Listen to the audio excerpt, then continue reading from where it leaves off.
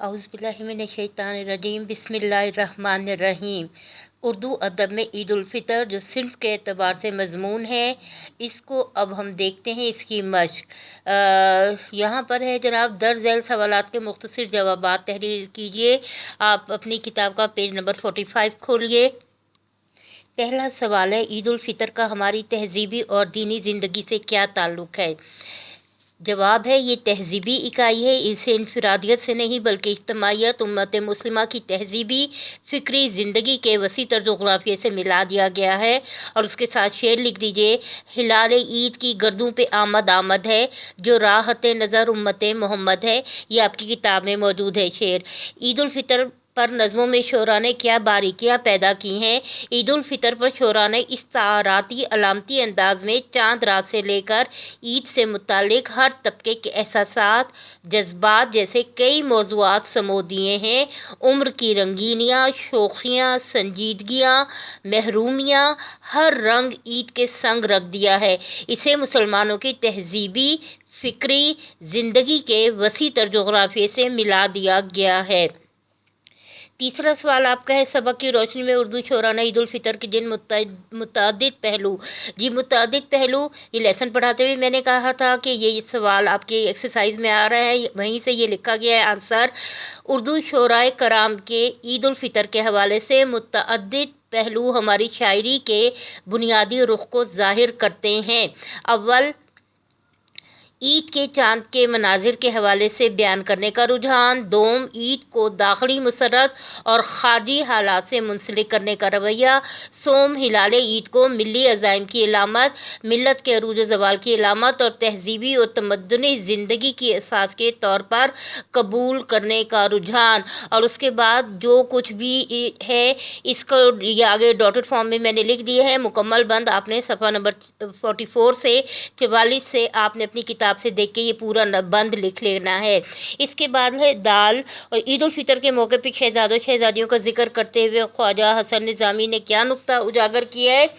ख्वाजा हसन निज़ामी ने दिल्ली की बर्बादी के जो नुहे लिखे हैं, उनमें दौलत इज़्ज़त से महरूम होने वाले शहजादे शहजादियों की कसम पुरसी में ईद बसर करने का जिक्र मिलता है, जो दुनिया की बेसबाती का पता देता है। इसके बाद सवाल नंबर 2 आ रहा है, उर्दू शोरा ने हर दौर में ईद उल फ़ितर को मौज़ूए सुख़न क्यों बनाया है? उर्दू शोरा ने ईद उल फ़ितर को मौज़ूए सुख़न इसकी अहमियत के पेश नज़र बनाया है। ये मजहबी त्यौहार यकम शव्वाल को मनाया जाता है। तोहफ़ा खुदाबंदी है, वहदत, अख़ुवत, आलमगीरियत, मिलत, इक़दार, माशरत का बयान है। सवाल नंबर 3 है, कौन सी चीज़ इकबाल को ईद के चाँद की तस्वीर कशी पे मजबूर करती है? इकबाल को याद तुफ़ली, बचपन की ईद, चाँद रात से मुंसलिक खुशियाँ, गहमा गहमी, रोज़े ईद, शोखियाँ, शरारतें, पकवान, ईदी सैर व तफरी, ईद से मुंसलिक मासूम जज्बात शेर कहने पर उकसाती थीं। मह सयाम गया और रोज़े ईद आए, ये उर्दू के किस मारूफ शायर का मिसरा है? ये मौलाना अल्ताफ़ हुसैन हाली का मिसरा है। किताब से देखकर मुकम्मल बंद लिखना है। तमाम जवाबात के साथ अशार लिखने हैं जो किताब में मौजूद हैं। इसके बाद है जनाब, ईद की शायरी का हमारी शेरी रवायात से क्या ताल्लुक़ है? ईद से मुतालिका शायरी हमारी शेरी रवायात का अहम और नाकाबिले फरामोश हिस्सा है। हमारे जज्बात, एहसासात, इक़दार, माशरत का बयान है। यकजहती, अख़ुवत, आलमगीरियत, आफाकियत का तहज़ीबी सरमाया है। इसके बाद आगे एक्सरसाइज में है कि दुरुस्त पे निशान लगाना है। 1857 की जंग आज़ादी के बाद उर्दू शायरी में वुसअत पैदा हुई। दुरुस्त, ख्वाजा हसन निज़ामी ने दिल्ली की बर्बादी के मरसिए लिखे हैं, गलत नुहे लिखे हैं। ईद उल फ़ितर के मुतालिक मौज़ूआत हमारी शायरी का असल रुख ज़ाहिर करते हैं। दुरुस्त, सबक में 4 शोरा नहीं 5 शोरा के अशार दर्ज हैं, इसको गलत कर दीजिएगा। ईद उल फ़ितर का तसव्वुर हमारे इक़दार में शामिल है। दुरुस्त जवाब की निशानदेही। ये मिसरा किस शायर का है? हिलाल ईद की गर्दों पे आमद आमद है, अब्दुल मजीद सालेह। हसन निज़ामी ने दिल्ली के जो नुहे लिखे, इनमें कौन सी चीज़ नुमाया है? ईद का जिक्र। और उसके बाद है, ईद उल फ़ितर के मौके पर मुस्लिम माशरे के किस तबके को सबसे ज़्यादा मसाइल का सामना करना पड़ता है? मुतवस्सत। शायर ने लज्जत अफ़ज़ाई शोहरत तुफ़ली में किस तरफ इशारा किया? ईद उल फ़ितर का चाँद। 1857 1857 की जंग आज़ादी के बाद तवज्जो तेज़ हो गई नज़मों की तरफ। मुसन्निफ़ ने ईद का ताल्लुक़ त्यौहार के अलावा किस चीज़ से जोड़ा है? 2-3 सत्रों में जवाब लिखें। ईद के त्यौहार के साथ पूरे माशरत का बयान उन्होंने रख दिया है, मिल्लत की अख़ुवत का तसव्वुर दे दिया है उन्होंने।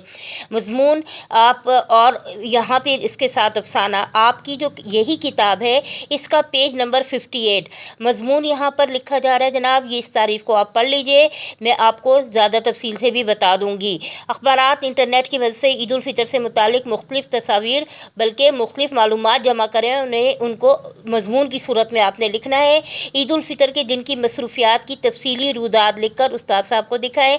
ईद उल फ़ितर पर हमने मज़मून लिखना है। ईद उल फ़ितर माशरती यकजहती का त्यौहार है, बुनियाद हमारा मजहबी त्यौहार है, अल्लाह का इनाम है। इसको सो कर ज़ाया नहीं करना चाहिए कि चांद रात को जागते रहे और दिन भर सोते रहे। ये एक ईद उल फ़ितर, जिसे हम छोटी और मीठी ईद भी कहते हैं, जो रमज़ान के बाद आती है यकम शवाल को, ये इसको हमें जाग कर अल्लाह की इबादत करके, अल्लाह की मखलूक की मदद करके, उससे मिलकर खुशी से शुक्राने के एहसास के साथ मनाना चाहिए। तलबा को समझाए कि ईद उल फ़ितर के मौके पर फ़जूल खर्ची, बेजा नमूदो नुमाइश और दीगर गैर इस्लामी तौर तरीक़ों से ये तरीके दीनी तकाज़ों के ख़िलाफ़ है। ये 100% हकीकत है। हमें इसराफ़ की तरफ नहीं जाना चाहिए। एक दिन की ईद है ये, आपके पास जो भी मुयस्सर है उसको बेहतरीन तौर पर आप अपने पसंद के मुताबिक लिबास बनाएं, पहने, लेकिन 8-8 10-10 लिबास जो हैं, हमारे ही माशरे में हमारे ही इर्द गिर्द ऐसे लोग हैं जिनको ये सब कुछ मुकद्दर नहीं है। हम ईद के दिन खाने पीने घूमने फिरने बहुत इसराफ़ करते हैं। इस दिन ख़ास तौर पे यतीमों का, मिस्कीनों का, गरीबों का, महरूम तबक़ात का ख्याल रखना लाजिम है, क्योंकि ये सारे अमाल जो हैं ये अल्लाह को खुश करने का ज़रिया बनते हैं और इससे इंसान के अंदर, उसके दिल के अंदर एहसास तशक्कुर बढ़ता है, अल्लाह का शुक्र अदा करने की उसे तौफ़ीक मिलती है। मुकाम व मर्तबा जो है ये आपको तारुफ़ में बता दिया गया है। अब मज़मून के हवाले से, मज़मून का लफ्ज़ अपनी असल के एतबार से अरबी है। इसके लुग़वी मानी है ज़मन में लिए हुए किसी मुकर्ररा मौजू पर अपने ख़यालात, जज्बात, तासुरात का तहरीरी इज़हार मज़मून कहलाता है। दुनिया के हर मामले, मसले या मौजू पर मज़मून कलमबंद किया जा सकता है। मज़मून की एक ख़ास तरतीब होती है। सबसे पहले मौजू का तारुफ़ कराया जाता है, फिर उसकी हिमायत या मुखालफत में दलाइल दिए जाते हैं, नंबर 3 बहस की जाती है, नंबर 4 और आखिर में नतीजा पेश किया जाता है। नंबर 5 मज़मून आमतौर पर मुख्तसर होता है और मौजू के चीदा पहलुओं पर दिलचस्प पैराए में इजहार ख्याल किया जाता है।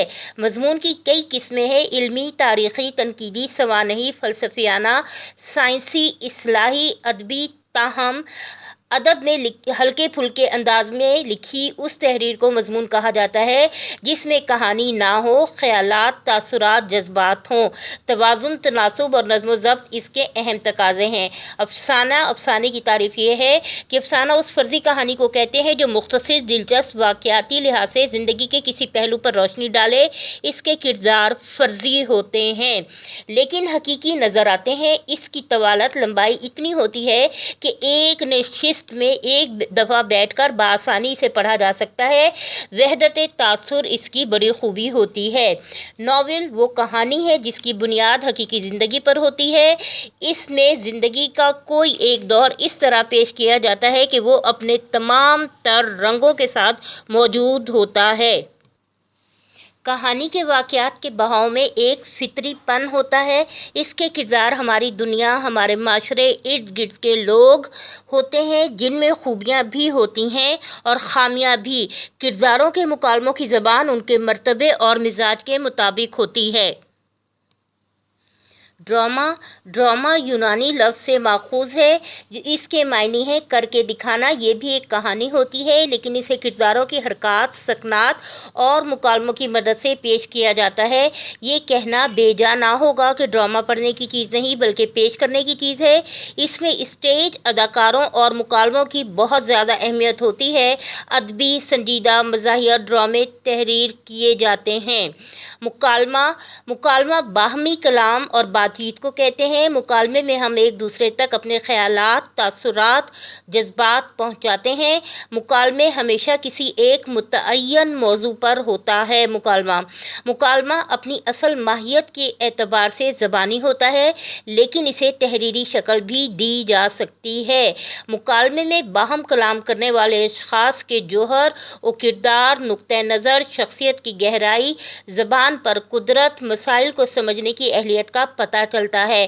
مکالمہ فطری بات چیت ہے۔ مکالمے میں گفتگو کا انداز ایسا ہونا چاہیے کہ بات خود بخود نکلتی جائے۔ مکالمے ڈرامے کی جان ہے۔ اس کے ساتھ ہے جناب داستان ہم نے ابھی پڑھی ہے، پرستان کی شہزادی۔ تعریف اس کی یہ ہے کہ داستان افسانوی ادب کی قدیم ترین صنف ہے۔ ادب میں نثری قصوں کی وہ قسم بیان کی جاتی ہے جس کی اساس زیادہ تر خیال آرائی پر ہوتی ہے۔ کردار عموماً مثالی ہوتے ہیں۔ زبان میں تکلف سے کام لیا جاتا ہے۔ اکثر داستانوں کا ماخذ عربی، فارسی یا سنسکرت قصے ہیں۔ بعض توازات بھی ہیں۔ داستان امیر حمزہ، قصہ چہار درویش، سندباد جہازی وغیرہ۔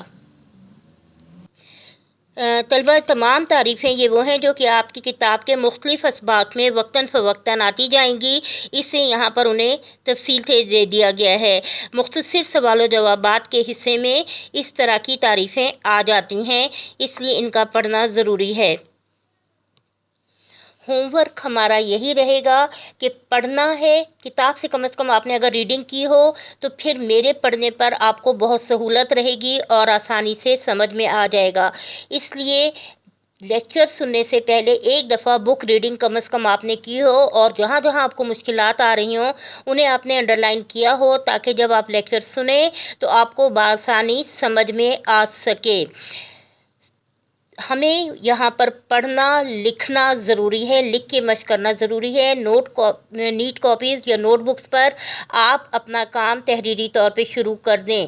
مضامین آپ کے جو پرانا آپ کا پیٹرن تھا، کیونکہ اس سال آپ کا اردو کا پیٹرن مارکنگ اسکیم آپ کی چینج ہونی تھی، لیکن حالات کی وجہ سے ابھی تک وہ نئی مارکنگ اسکیم ابھی نہیں آئی ہے۔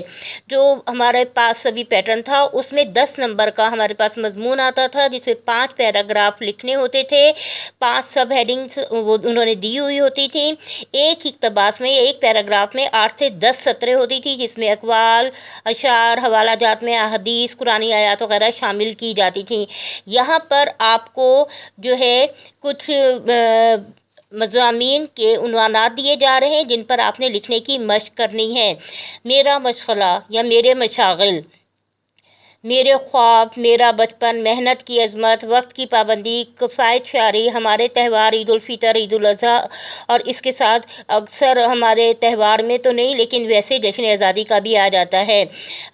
میرے مشاغل میں آپ نے اگر لکھنا ہے تو پہلے مشغلے کی تعریف بتائیں، افادیت بتائیں، اہمیت بتائیں، اس کے اثرات بتائیں، اور ترغیب دیں کہ آپ کا جو مشغلہ ہے وہ کیوں آپ کے لیے اہم ہے اور لوگوں کو اسے کیوں اپنانا چاہیے۔ محنت کی عظمت میں اسی طرح مضمون لکھتے ہوئے آپ نے بتانا ہے القاسب حبیب اللہ کی محنت کرنے کے والا اللہ کا دوست ہے۔ سیرت مبارکہ صلی اللہ علیہ وآلہ وسلم سے عملی مثالیں دیں۔ دنیا میں عظمت، ترقی اور شہرت کا جو ہے اس کا راز ہے، یہ کامیابی کا زینہ ہے، اور محنت کے ثمرات بتائیں۔ ہمارے تہوار اگر لکھ رہے ہیں تو عید کا مفہوم، مقصد، اہمیت بیان کریں۔ عید الفطر چاند رات، عید الاضحیٰ حضرت ابراہیم علیہ السلام کی سنت، قربانی، عیدین کے موقع پہ ہمارے احساسات اور جذبات کیا ہونے چاہیے، اور حقیقی خوشی ہمیں کب ملتی ہے جب ہم دوسروں کی، اللہ کی مخلوق خدا کی مدد کرتے ہیں۔ ان حوالوں سے 5 پیراگراف کا آپ کا مضمون بنتا ہے، اس کی مشق کرنا لازمی ہے۔ اللہ حافظ۔